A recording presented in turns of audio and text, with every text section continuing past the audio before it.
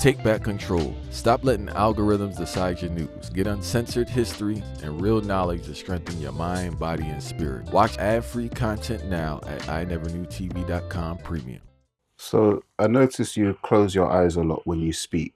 Can you go into a bit why you do this or why this happens? Because I realize that there's many different energy that is manifesting in each one of us.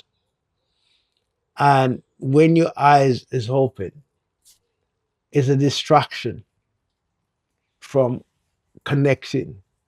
So when I'm speaking not because I necessarily know, but because there's a connection inside of me that enable me to get advice, get wisdom, get knowledge, get the right path from within. So I am always looking at it and say, I don't know enough, but I need to know more. And I need to have that connection. So once I have that connection, I know everything is possible. So we have to put ego and ambition aside and don't work on this premise that we know everything. You don't need to know everything. You need to have the right connection with the right energy. And I don't mean just ancestors. You have to go above ancestors because that's where, and I remember some time ago I was doing something, I can't remember what. And my grandfather was with me and we were talking and all of that. And then I asked him something and he said, no, I can't help you there. He said to me, this is about my level of information that I can give you. But I know you have other energies that is higher than me, that know more than me. And if you communicate with them, they'll give you what you need. So it's as simple as that. There is, you can't just look and draw an energy from one place. One spirit gonna know everything. There are spirits who are expert in one thing, but not expert in another thing. So the four elements is important to understand how they work, and what they can do and what they can't do. And if your connection is good, you don't even have to ask for these things.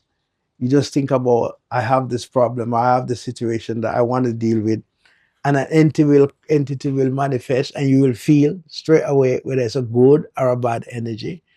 And then you would get instruction from that energy and they tell you, you do this way, that way. And it will work. Mm-hmm. And to clarify, when you said you're talking to your grandfather, he was in spirit in the world of the dead. Yeah, my grandfather is one of the first spirits that talked to me. I didn't know him, and I was doing some automatic writing, and he came through and started talking to me. And he talked to me for about 3-4 hours. He told me his name. I didn't know his name. He told me his height. He told me what he died of. And it wasn't even my mother's father, but I phoned my mom and asked, and she said, yes, it's exactly right.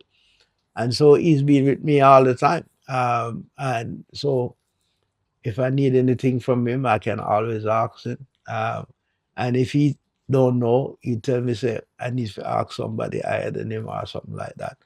And so that's how I've been, but again, my life has been a pleasure in terms of spirituality because I didn't have to really work hard for my spirituality. It's something that is on both sides of my family, on my mother's side and on my father's side. My mother's mother have the most brilliant clairvoyance in our district. They call her the Wonder Woman, and if she send call you, you better come because she have something to tell you. And so she could see and hear and feel everything. And from the age of 5 when I was with her, I started seeing, hearing and feeling from that age. And then I run away from her. I went to live with my father's mother when I was 6 or 7.